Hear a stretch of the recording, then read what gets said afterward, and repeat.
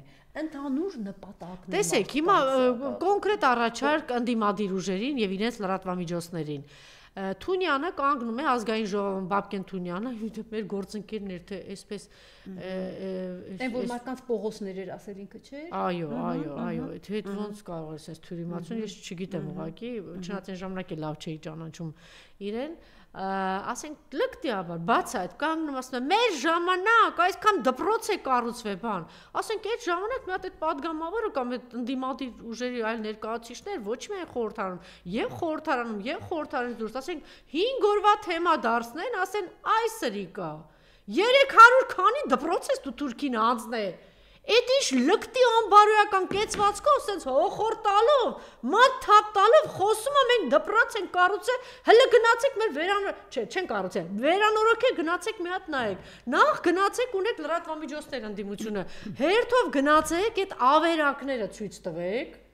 ավերածությունները եւ իրենց վերանորոգացի այդ ինչ ավերած եւ ինչ ավերակը դպրոցներում այդ կորցրածը մի կողմից կոնկրետ բան եմ ասում եմ մարդը տեսնում է չէ որ այս մարդը սուտ է խոսում եւ այդպես բան ձևով կեցվածքով ասում է որ դուք ասում եք ոնց պիտի աշխատեն տես պիտի աշխատեն 5 падգամավոր զբաղվում է 2 ամիս հիմա ասեմ տասերել դասերա տալի բայց այդպես են աշխատում գնացեք կոնկրետ որովհետեւ դուք ճիշտ ասեցիք այս դպրոցը կոնկրետ մտնում ընտանիք իր երեխայի հարցն է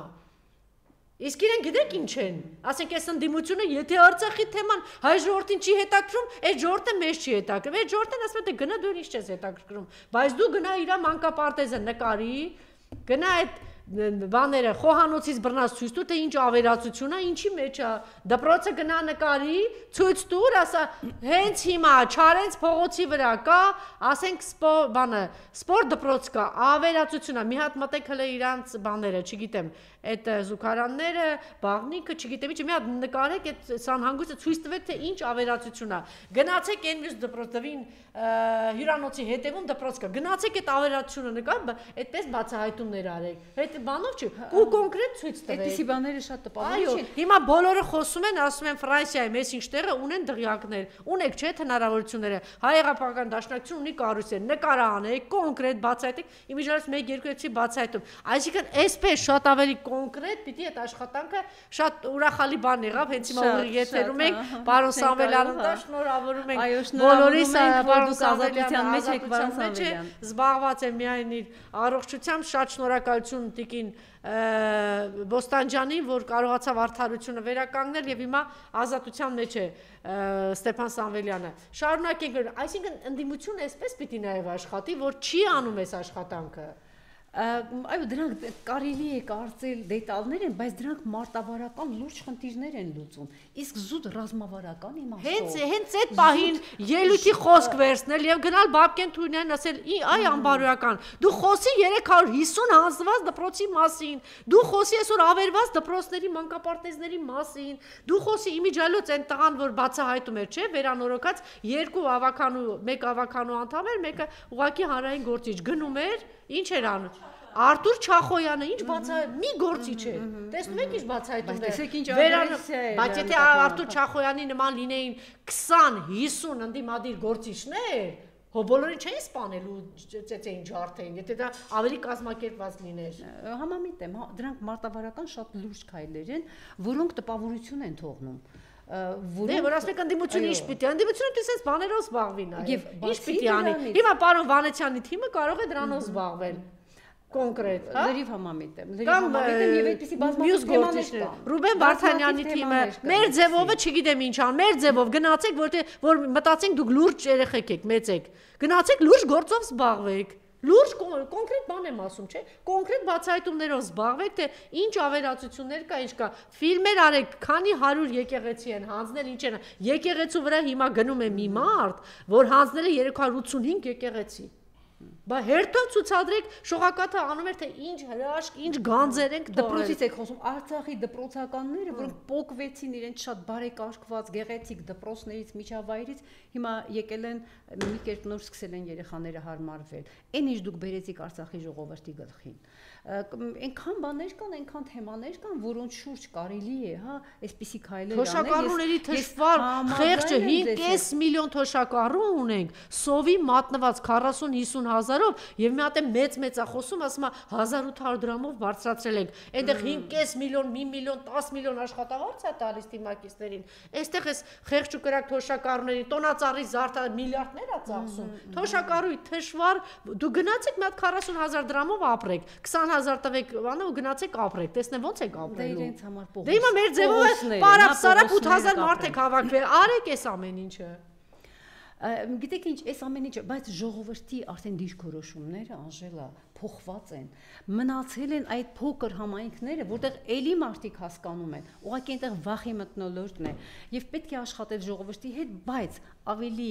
լայն, ավելի այսպես ռազմավարական, ստրատեգիական իմաստով հարկավոր է մի կողմ թողնել տարաձայնությունները եւ համար մեկ խնդիր որպես աշխատել բոլոր հնարավոր միջոցներով ազատագրել Հայաստանը